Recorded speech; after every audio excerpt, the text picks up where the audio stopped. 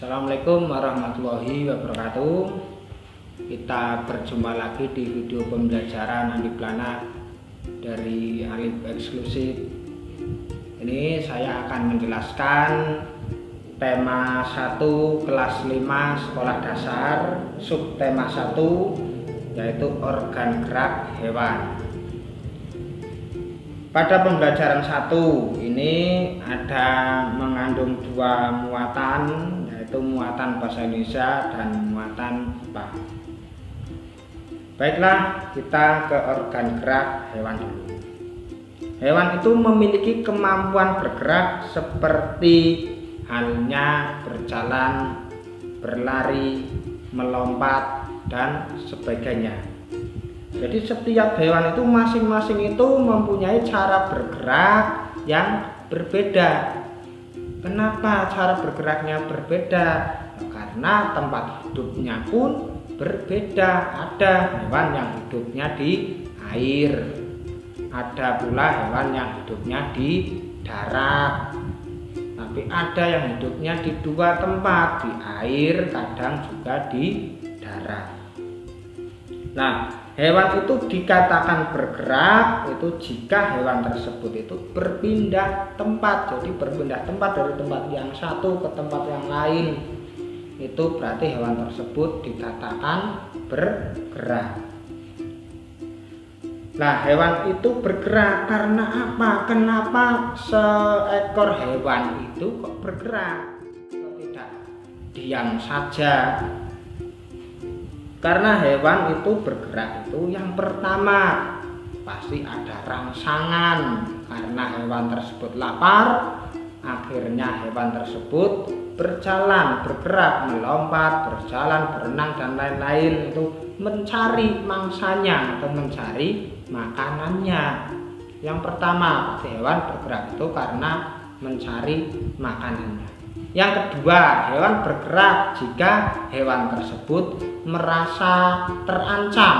Karena merasa terancam, ada hewan yang lain akan memburunya, akan memangsanya. Jadi hewan tersebut bergerak, berlari, melompat, berenang, dan sebagainya. Berarti dua alasan tadi kenapa hewan bergerak. Satu, alasan yang mudah itu mencari makan. Yang kedua itu karena merasa terancam. Nah, pada pembelajaran 1 ini muatan bahasa Indonesia, kita akan membahas tentang ide pokok dari sebuah paragraf. Apa itu ide pokok? Ide pokok itu disebut juga gagasan pokok atau gagasan utama. Ide pokok paragraf itu merupakan ide yang mendasari dari disusunnya sebuah paragraf. Ide atau pikiran, seperti kalian disuruh menggambar oleh gurunya. Coba anak-anak kelas 5, kalian menggambar di buku gambar kalian. Untuk menggambar apa, Bu Guru? Bebas, terserah. Yang penting lukisannya bagus, gambarnya bagus. Pasti kalian akan berpikir, muncul ide-ide dari pikiran kalian. Setiap anak pasti berbeda. Ada yang menggambar pegunungan, ada yang menggambar daerah pantai, ada yang menggambar hewan atau binatang, ada yang menggambar lingkungan sekolah, ada yang menggambar lingkungan rumah. Itu ide itu seperti itu gambarannya. Berarti kalau ide pokok itu berarti ide pokok, ide yang mendasari dari disusunnya sebuah paragraf. Nah, fungsi dari ide pokok itu sebagai apa dalam sebuah paragraf?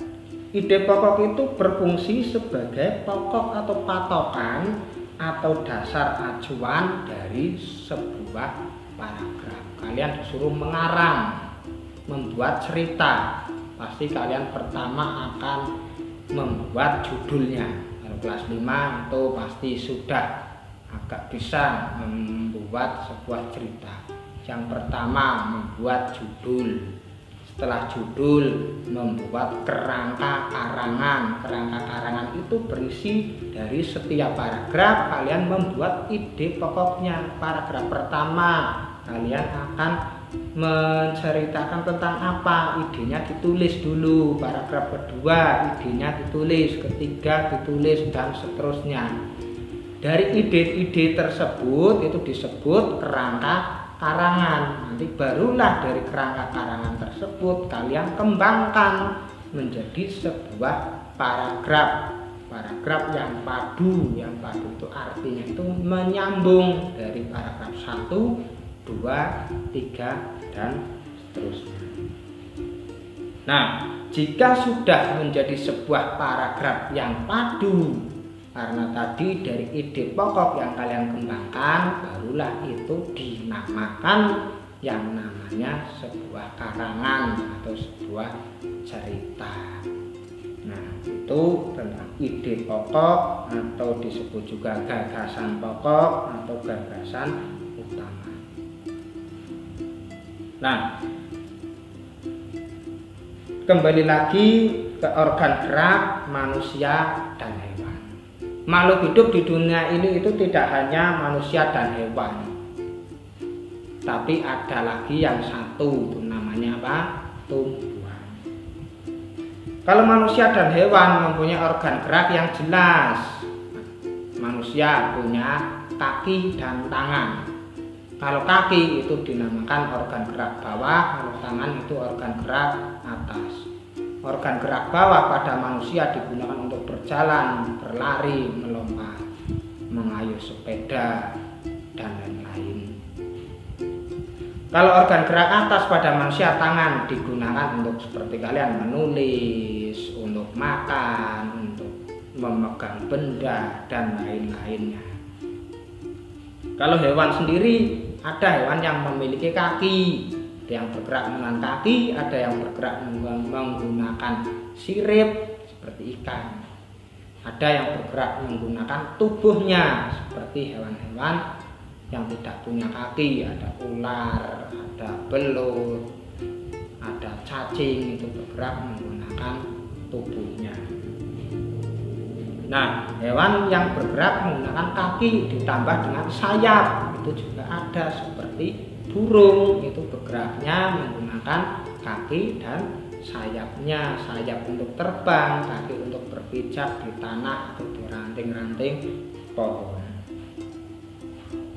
Nah, terus kalau yang namanya tumbuhan itu bisa bergerak atau tidak? Bisa, tumbuhan juga bergerak, tapi pergerakannya itu tidak sama seperti manusia dan hewan. Kalau tumbuhan bergeraknya itu dinamakan gerak semu atau gerak pasif atau gerak tidak langsung. Artinya apa? Tumbuhan tersebut hanya bisa bergerak jika terkena udara atau angin, terkena tiupan angin.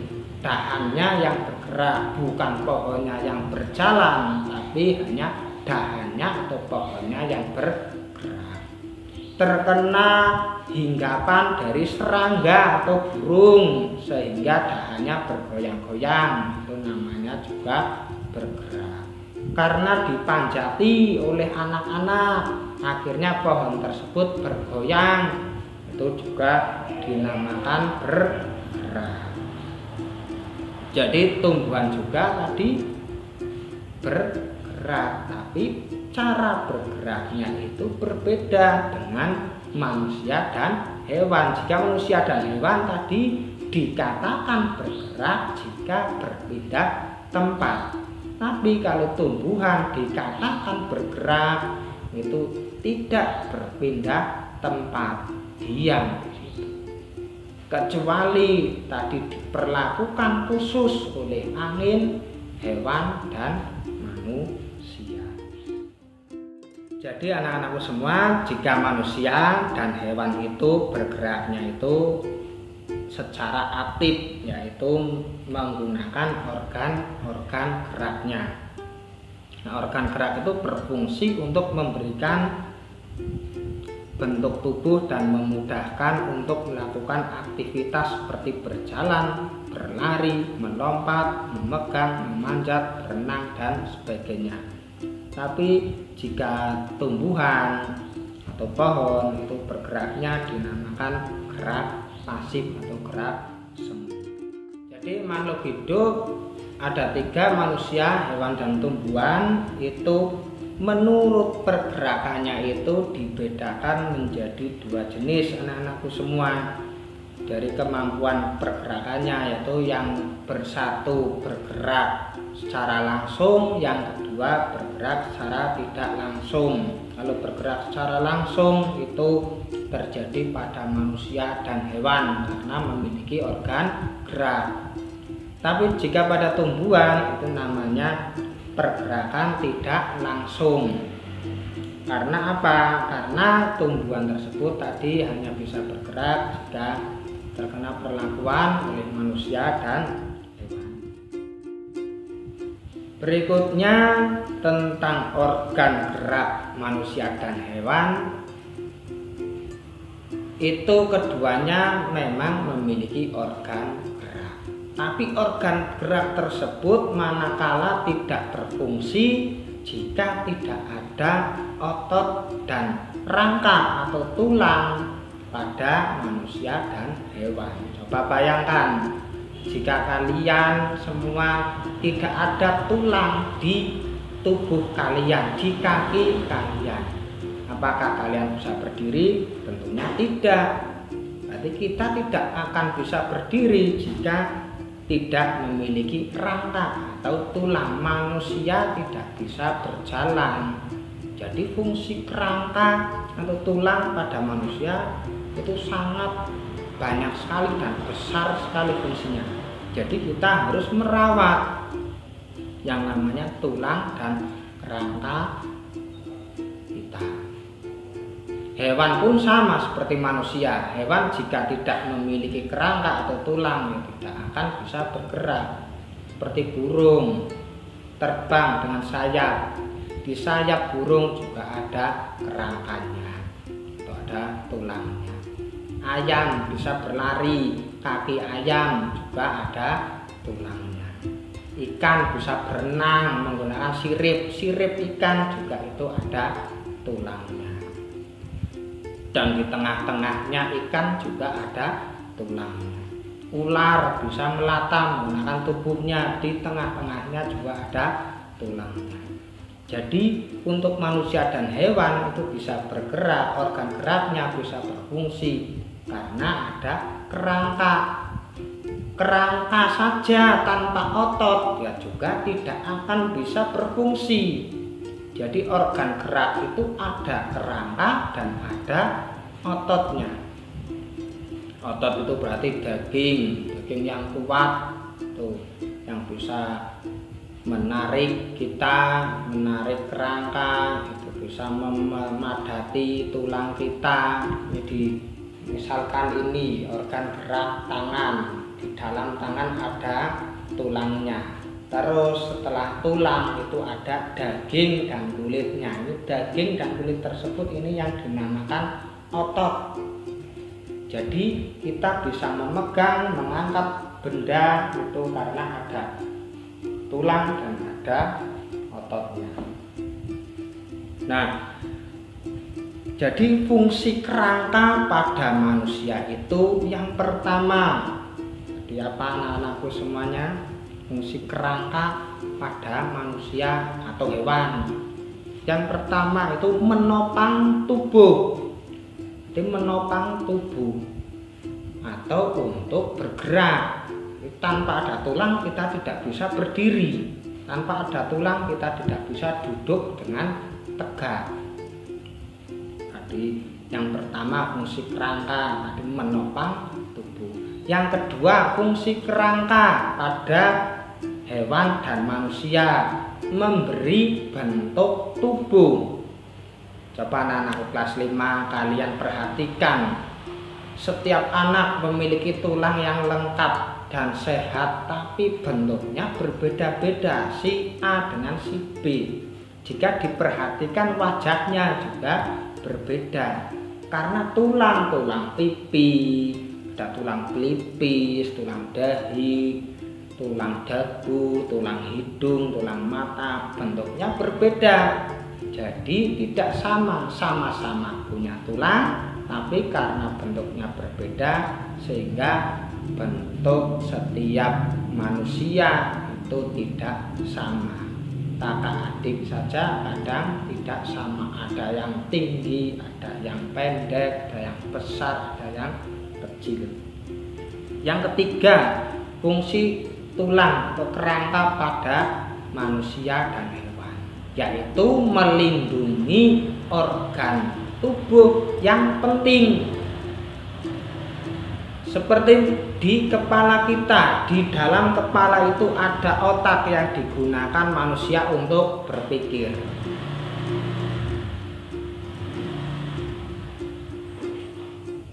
Coba tanpa ada tulang kepala, apa yang akan terjadi? Otak kita atau kepala kita akan berarti mudah sekali, lunak sekali, sehingga otak kita itu sangat berbahaya sekali, bisa rusak. Terus di dada manusia, di dalam dada manusia itu ada jantung dan paru-paru. Paru-paru sebagai organ pernapasan, jantung untuk memompa darah ke seluruh bagian tubuh manusia. Itu sangat penting sekali. Tanpa ada jantung, kita tidak bisa yang namanya memompa darah ke seluruh tubuh manusia, akan mati. Kita tidak punya paru-paru, kita tidak bisa bernapas, juga akan mati. Jadi fungsi kerangka itu sangat penting sekali. Tulang dada melindungi jantung dan paru-paru. Tulang kepala tadi melindungi otak kita. Jadi fungsi tulang pada manusia dan hewan itu ada 3. 1. Menegakkan tubuh atau sebagai alat pergerakan pada manusia dan hewan. Yang kedua, tadi memberi bentuk tubuh. Dan yang ketiga apa tadi anak-anakku semuanya? Melindungi organ tubuh yang penting, yang sangat penting. Baiklah anak-anakku kelas 5 semuanya, itu tadi pembelajaran 1 sudah selesai, pertemuannya sampai di sini. Maka dari itu video ini kami akhiri sampai di sini. Jangan lupa like, comment, dan subscribe. Terima kasih. Wassalamualaikum warahmatullahi wabarakatuh.